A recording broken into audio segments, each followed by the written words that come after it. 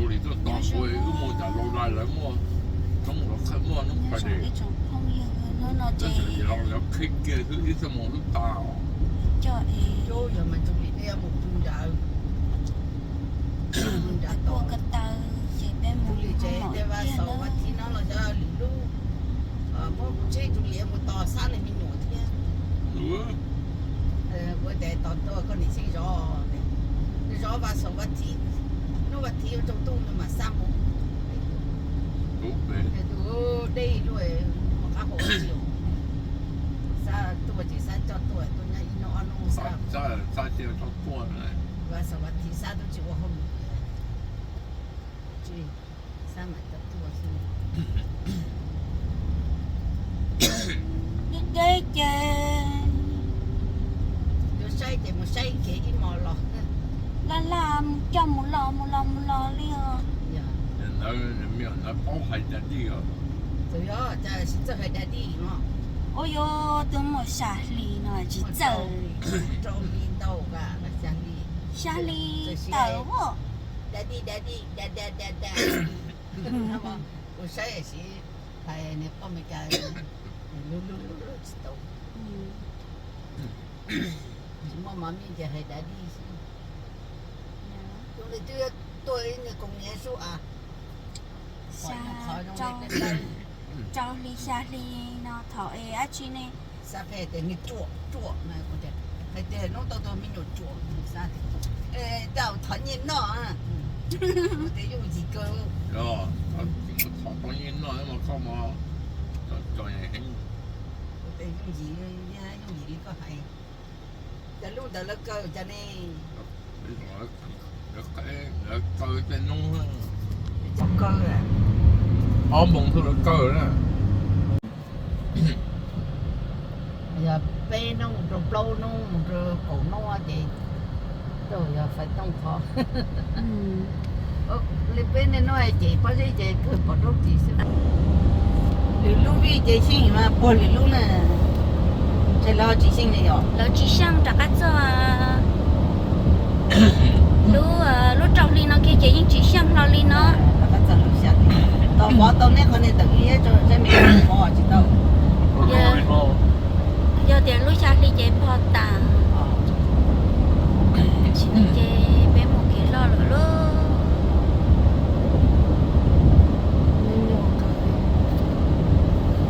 cho mong giờ cho các bộ rồi có sẽ tập như là một vấn đề không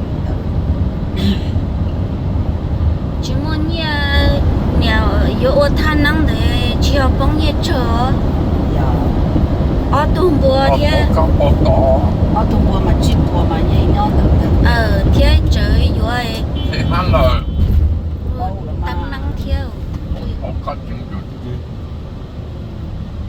gì bao nhiêu học từ gì cái bao cấp bao có chỉ trong vậy mà chả bao này bao cười mà tháo cứ của tôi họ lười quá chỉ tôi lính nó sẽ tí cho nó chẳng chạy nên bạn chẳng nói giá trị chỉ trong một việc chẳng nói chế lỡ tôi lỡ lọ chỉ cho ta là bên này nó là một chế lâu mong tôi chỉ trong nó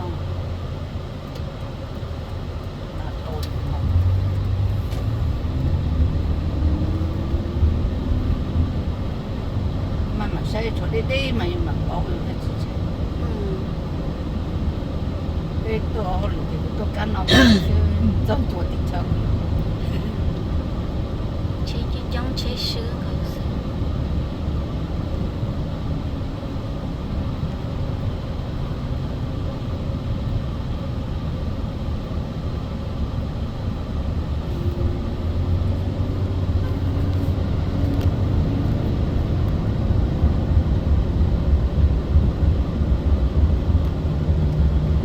tàu nhà mà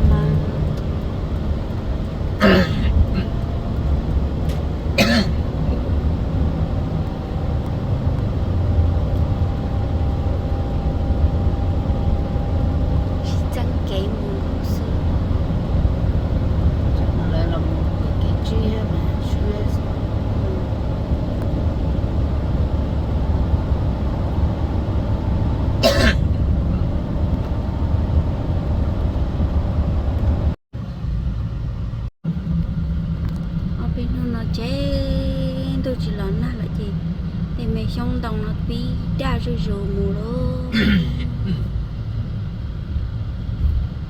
thì đó chú nó chỉ bị ở đặc các khó nhớ bị sang phao chỉ đồ trộm bị lon na chỉ ở đặc các pin chúa thôi lấy nhục cho cho nó tới tôi chia na lò này nó cho ba nó chỉ là cho sọt chế sữa đừng có chắp lờ tới chắp bơ thì cho nó màu lọ nó bơ thì chế nó màu cho các một con đã lúc khó trong đấy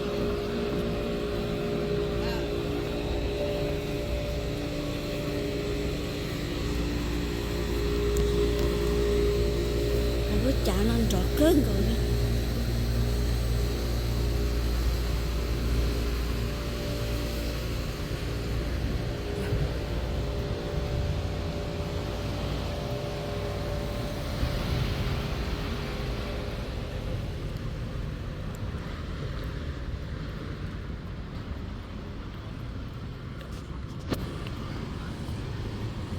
chị bà hậu lơ chị chỉ chọn đua bê sai nữa nhưng chỉ tự là bà hát chọn đua ta xin nó chị tứ cô ta gì bài luôn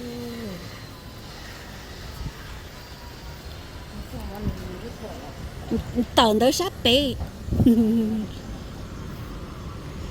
bé một chị ơi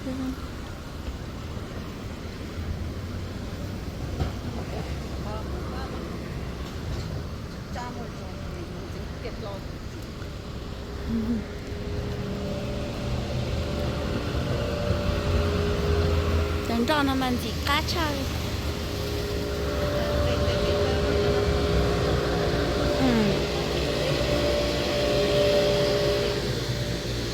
để cho một chỗ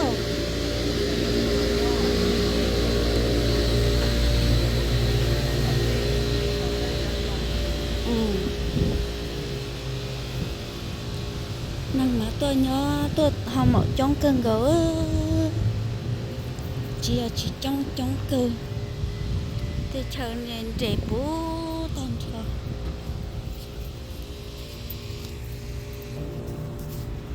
đó cho nên chỉ phớt là cái gì đó rất còn đâu những cái gì liền lên không liền nó không khỉ liền đâu cái như vừa ổ đẩy bóngไปchơi qua số nó mới chỉ trúng liền lúc khỏi tới này nó quá thì mấy năm mà tụi này mà nó ở bên nhau bên được thì chịu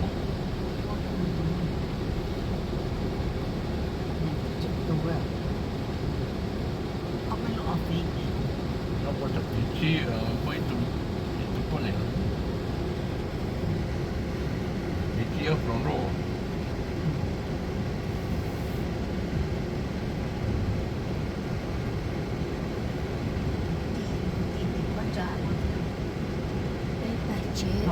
ta tọt thọc cá chê để tạo sự kiện bài đi tế liền mà nên nhau xía cứ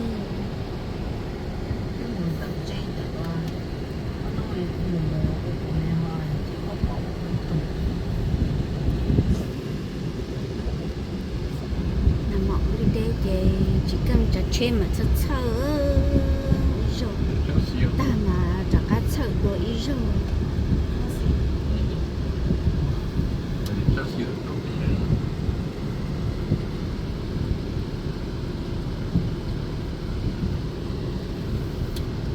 lúc xưa hồi nó mà chặt cú trâu theo cái chiều và thi chị nó cho nó cú last time có rồi nó mà bay lúc cú ra ai bỏ xác nó mà bao cho luôn nó có rồi nó mà bay lúc cú ra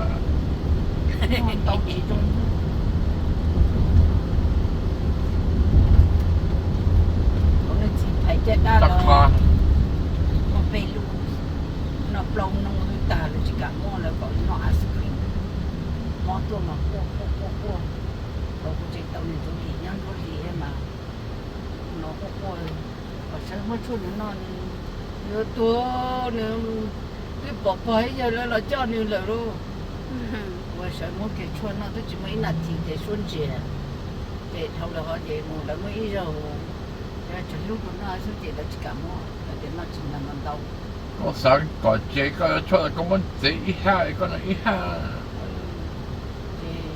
thì là yêu ice cream nó hay nó có gì vậy nó là lúc chết bài cái khó rồi thì là khó sẽ còn nó thật là nung cứ thà là nấu ba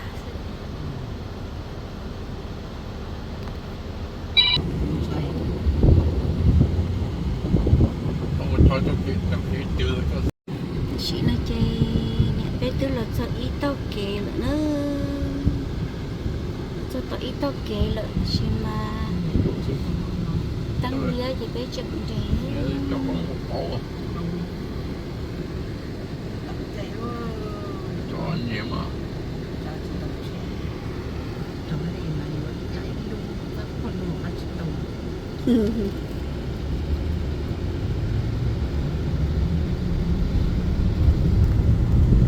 sao phải biết ta đâu mớiอยู่ตรงเปลตก็จูเจีย 我估计注意着了啊，炸弹那不路呢，我就注了得得吧，得个灯，得个灯，得的嘛。我老是个做起码个钱要交点差了。我哩那做切个在那别打是。nè tiền này nhà chú lên đó lúc chế chỉ sư lo li nó啊，那泡给多那几许啊， giàu nè 泡个子。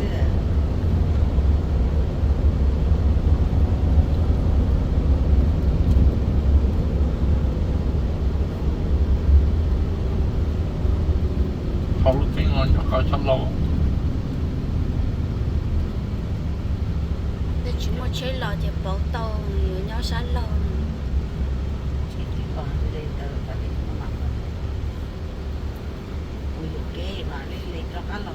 ờ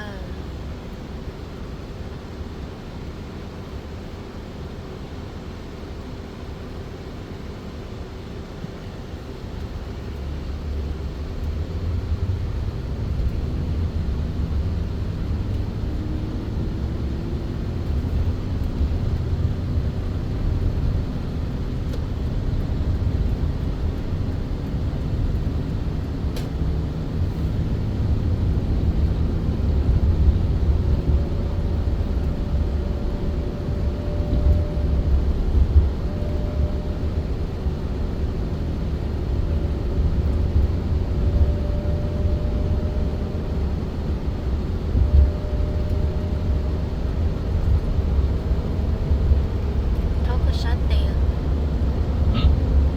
cái tháo cha cái sát tiền thành kêu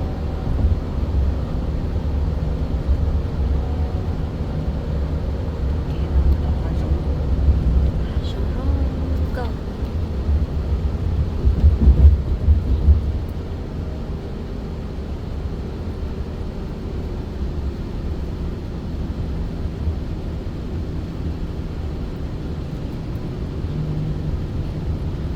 cho ba năm món nó ta tọt tới tới rồi kìa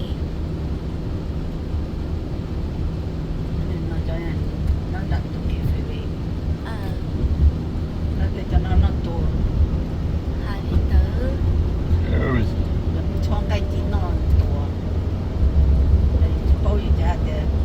爷爷那种挺开。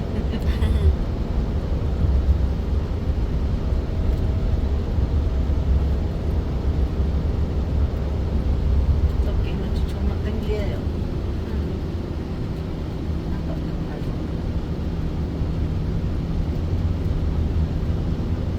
có đi sắm lâu bể nó tính béo nó chưa tới rồi buồn đủ lúc được phò lò nó đi thao rồi để cho nó kỹ này yeah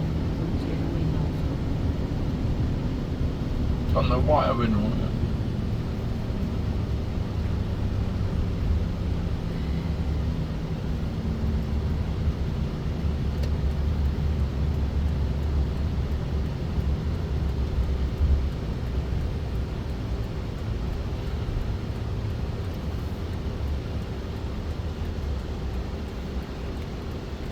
của tôi thâu như vừa tuổi vì hôm nay như vừa Ồ, nên tôi cho nói ạ. nói tứ anh chị mà xí thì cho như học vừa tuổi đó, có giống một phần chúa. Ôi dồi em toàn trong chị lẽ rồi. If they can't get you, cái họ có bỏ cái này lên cho. cho như cái nó ta chỉ bán nói tôi thâu như vừa tôi quân y khởi tôi là như vừa Ồ, còn này là của tính nó rất là cao.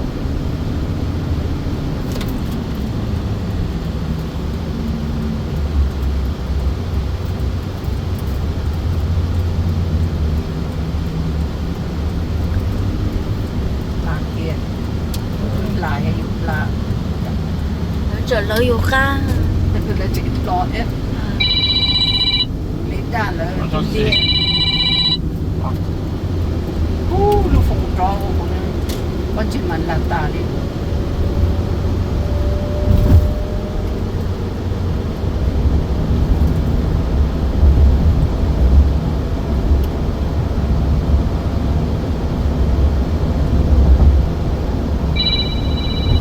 đó đi có sự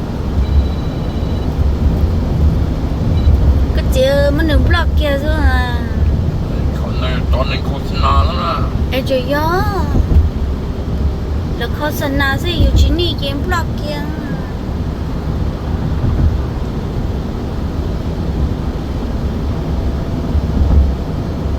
với chuyện chỗ tận sao nó đi chẳng khám một cái chị lấy rồi Cho nên nó mò nữa nè.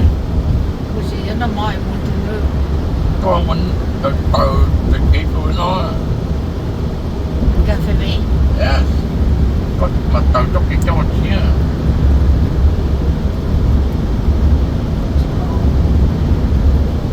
Có cao.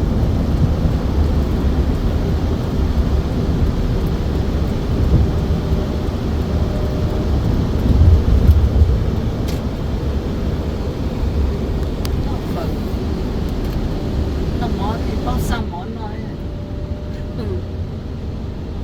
lấy lại nó bao sao lấy lại nó bò lại chẳng bao sao đấy là tôi Đây là nên để bỏ cho một số tiền này. cái căng lộ thì mà bò là sẽ More cancers stays in the floor. Có sát chấp là cancer. nô rồi nó mình đọc mò thì đỡ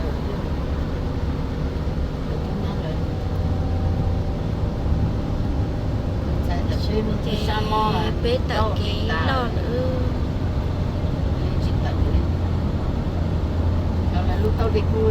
Left a warehouse in là Stockton, cái California, sự này hauling a load of steel pipe bound for Salt Lake City, Utah. The route was simple. Drive I-5 to Highway 58, pass through Barstow, thì nên cái cho cross nhiều the người desert nó into mẫu là Nevada, kia nhỉ cho nó and trả then lại head kia north. đấy là nó I'd phở done it đấy dozens of times. nó phở That đang ở night, một chế though, everything changed. I remember the sky was clear, no clouds, no moon, just stars spread out like 1,000 tiny eyes. I pulled into Barstow around 11 p.m. to fuel up, but the truck stop was closed. A sign on the pump read, "No diesel, system down." I still had just under half a tank, so I radioed dispatch. "Keep going," my supervisor said. "There's a smaller stop 120 miles east. You'll be fine." I didn't argue. I wish I had. The desert past Barstow is empty. mà giờ lúc Không phải No lights, nó là cho lúc bắn cho nó cũng có just silence and sand. lúc bắn cho About 2 chỉ hours mua in, my fuel gauge Hey, dipped Lee. lower than I expected. chỉ một I knew chế nè something was wrong. chỉ một này nho Gauges don't lie. một lúc bắn cho nó I took the next không exit I khỏi saw. vỡ It wasn't marked well, just a small blue sign with a faded word, Sierraville. The off-ramp led to a 2-lane road with no streetlights. I drove slowly, hoping for a gas station or even a house with a porch light. The road curved and dipped until I saw it, a town, or what looked like one. Sparse buildings, some street lamps flickering, and a sign that read, Welcome to Sierraville, EST แต่ 1899. ปลานจอนเลยอย่าไปตก But ตื่ the นหรอ weird thing, โอ้ปะปะ the letters on the sign were Dạ, peeling, ngon nằng and the đầu bottom lăn half tôm was một scorched, tròn. like someone had tried to burn it off. I pulled over near a wide gravel lot next to what looked like an old diner. My fuel light came on. I radioed dispatch again. Sit tight, my supervisor said. I'm an hour behind you. I'll bring a can and siphon fuel if we need นี่ to. เราถ่ายหมดได้ So I sat in the dark. Engine off to save fuel. No radio. No sound. Just me, my truck, and the cold night air. That's when the first strange thing happened. I noticed a jackrabbit hop across the lot, then another. Then another. 5 or 6 in total. They were running. They just hopped slowly in circles around my truck. I watched, confused. I've seen desert animals. They don't behave like that. Then I heard a dog howling. Not barking. Howling. Long, deep cries like something was wrong. I rolled down my window. It was far but close enough to feel like it was calling for help. I scanned the area. On my right was an old trailer park, abandoned, all dark. To the left, about 2 blocks up, was a small white church. Its doors were open and the lights were on. Then I saw something else. Behind the church, the sky flashed red for just a second, like heat lightning or an electrical surge. ก็มือ Then ตัว it ยัง was ก็ gone. มดจอ I เราเลย sat still, ไต unsure เย่ if I was ไต tired or จะ if มี something บัว weird เรา was really going on. I got hungry after a while. I saw a building at the end of the block that looked like a small convenience store. Its sign was broken, but the lights were on. I decided to walk there. As I walked past the church, I heard clapping. Slow, steady clapping. But I saw no one. I peeked in. Inside was a thin, white-haired man, alone, reading from a Bible. เออ Fire shut at the bones of the unclean, he said, his voice calm. เ I ย่ didn't วิล linger. ฟง I kept walking. The dog howled again. When I entered the store, an old woman sat behind the counter, reading a book. She didn't even glance at me. ด้านโลหรอ The shelves were mostly empty. A few cans of beans, dusty bags of chips, and water bottles. No labels on anything. I grabbed chips and a bottle of water and walked to the counter. Where is everyone? I asked. She looked up for the first time. They left, she said. Why? I asked. She didn't answer. I paid and walked out. On the way back, something pulled at me. A strange urge. I stopped near the church again and looked up the hill behind it. That's where the dog was howling.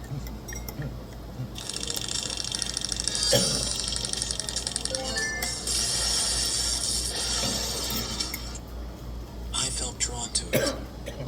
I walked up the hill. The houses there were all dark and boarded up, except for one. Its porch light was on, and the door was wide open. I stepped closer. There was a fence, about 5 feet high. I looked over it, and I froze. There was a man in his underwear, on all fours, with a rusted chain around his neck. He was howling like a dog. His knees were scraped raw, and his mouth was foaming. Then, bam, another man came out of the house and kicked him hard in the ribs. เดี๋ยวชิดตายเรื่ Shut อย up, he yelled. ตายตายขึ้น นอกเต้ The man on all fours crawled into a นอกเต้น doghouse. อนโลกเอากลาง My stomach turned. I ran back down the hill. The church doors were still wide open, but now the lights were เดี๋ยวกู off. ซ่อนกับกลาง Still, I heard the clapping. มี Slow, สีอะไรหรอ steady. I ran back to my truck and slammed the door shut. The jackrabbit was back. It sat on the hood. Its eyes were glowing red, swear to God. And I heard something, ก็เข้า not out loud, but in my head. A single word. Leave. I rolled up the windows. My supervisor arrived a few ก็ minutes เข้า later. I told him everything. He laughed. sleep, man. We'll get you drug tested in Salt Lake. I didn't sleep. I drove through the rest of Nevada and into Utah without closing my eyes. When we stopped at a rest area, I looked up Sierraville. There's no record of it. No map. No listing. Nothing. But I know I was there. I saw it. I smelled the dust. I felt the fear. Sometimes, when I drive through Nevada again, I try to find an exit. I never do. But late at night, when the road gets too quiet and I'm alone with my thoughts, I still hear the clapping. Story 2. It was late January in England, and winter still had its icy grip over the countryside. My name is Lily, and 2 years ago, at age 22, I experienced something profoundly unsettling, something my rational mind still struggles to accept. It all began with a severe accident at work. I had been moving some heavy boxes in the storage room of the cafe where I worked when a towering shelf collapsed onto me. The weight hit me squarely on my back, sending sharp, unbearable pain through my spine. Everything went dark for a few seconds, and when I regained consciousness, my coworkers were frantically calling an ambulance. At the hospital, doctors informed me I had suffered a concussion and nerve damage. The next few days passed slowly, a blur of painkillers, sterile white rooms, and a constant dull ache in my spine. Finally, they deemed me stable enough to go home. My mom, who was 50 at the time, came to collect me around 9 in the evening. Our home was nearly 2 hours away, nestled in a quiet village beyond long stretches of lonely, rural roads. It was a dark, moonless night. As we drove out of the hospital parking lot, a gentle drizzle tapped rhythmically on the windshield. The roads shimmered under the dim glow of streetlights, slick and reflective like polished obsidian. My mom had always been uneasy driving at night, especially along a certain stretch of road through Bramble Hill, an area rumored to have been the site of numerous accidents over the years. Whenever we passed that place, she usually muttered something about feeling off, but I had always brushed it off as her nervousness about nighttime driving. Tonight, though, her unease seemed to radiate throughout the car. Her hands gripped the steering wheel with noticeable tension, her eyes darting quickly from side to side, scanning the darkened road. I tried to comfort her, forcing small talk to lighten the heavy silence, but she responded only briefly, clearly distracted. As we reached Bramble Hill, I instinctively felt my muscles tense. The darkness here seemed denser, the air colder. The tall trees lining the road stood like silent sentinels, their leafless branches reaching out menacingly toward the road, casting eerie shadows at our headlights. We drove steadily for a while, the only sound being the hum of the tires against wet pavement. Suddenly, in the rearview mirror, headlights blazed aggressively behind us. A bright red car, an old sporty model, swiftly overtook us, roaring past with a sudden burst of speed. My mom shook her head, clearly irritated by the reckless driver. I glanced out the side window, watching the car zoom ahead, disappearing momentarily into a slight dip in the road.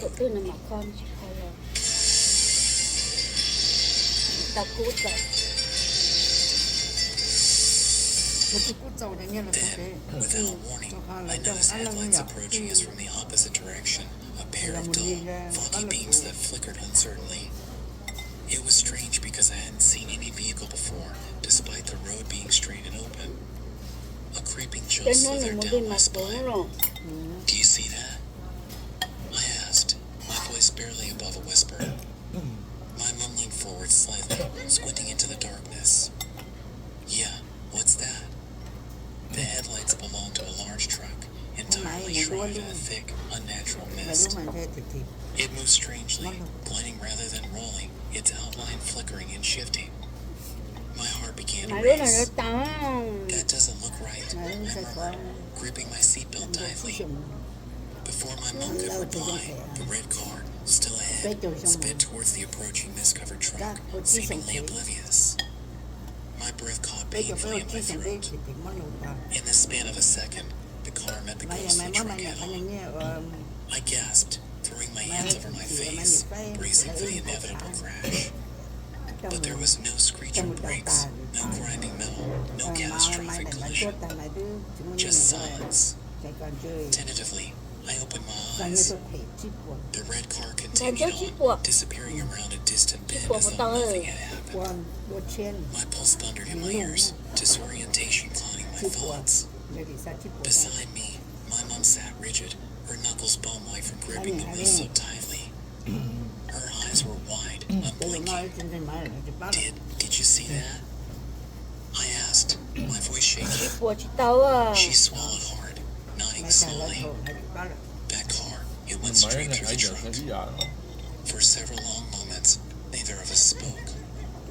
My mind raced, attempting to rationalize what we just witnessed. Perhaps it was my concussion playing tricks on my brain, a hallucination triggered by exhaustion or medication. But one glance at my mom confirmed otherwise. She had seen exactly what happened. To break the oppressive silence, she switched on the radio, low and soft, pumping music to fill the car. It was a weak distraction, but better than nothing. My mom pressed her foot slightly harder on the accelerator, eager to escape brake oil. As we finally arrived home, my mom parked quickly and practically bolted from the car, her usual slow and cautious nature abandoned. Inside the warm safety of our house, we both quietly acknowledged the impossibility of what we'd seen. From that night onward, my mom avoided that road at all costs. She would rather drive twice as long or through winding back roads than risk passing through Bramble Hill again. We discussed it occasionally, each conversation ending with unresolved anxiety, an unsettling feeling lingering in the air. Some months later, curious and desperate for explanations, I researched local stories about Bramble Hill. What I found showed me further. It turned out decades.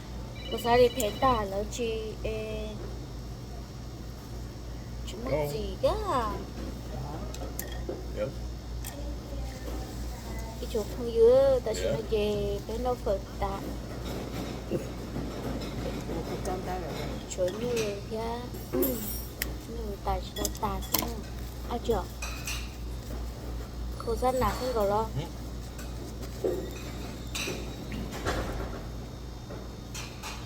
chị nó về Anh khổ tới lúc này nó con nó vô hay hay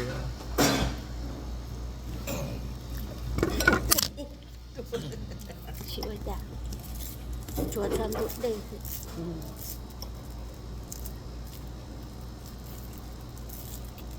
rồi nó ít một cái lên cầu nhưng mà phải chơi ô thay ta đi để xong trên nữa mà thiếu thì xong nó cũng được còn lấy tay phù tay phù tan rồi có sệt thì sệt nghe ô tô nhân tàu ha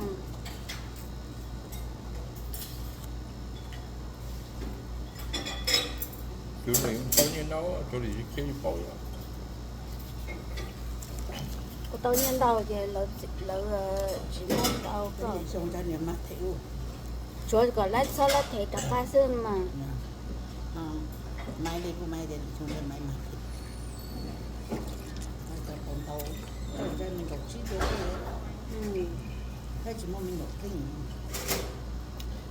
nhà đại nhà nhà bên đây cái mua xong rồi lo này đại giờ tới một cục chi xong chi cọp lò giờ lên đó mà trở lại sao thâu over có gì xong mà over có gì xong chơi lỡ chỉ cả